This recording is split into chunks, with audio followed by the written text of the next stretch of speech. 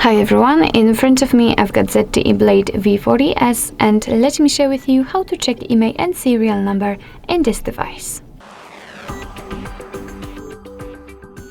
So basically we've got two different ways to check those numbers. The first one requires a secret code and it is the fastest way. And the other way is by using the settings, and of course I'll show you both.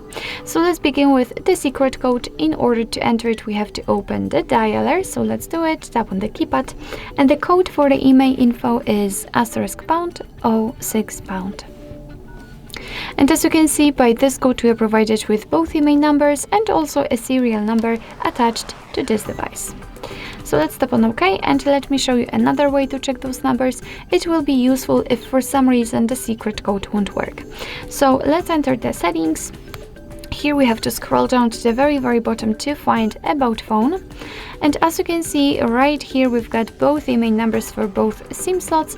And if you'd like to check the serial number of the device, you have to enter the status, maybe not, but let's enter the model. And as you can see, the serial number will be at the bottom.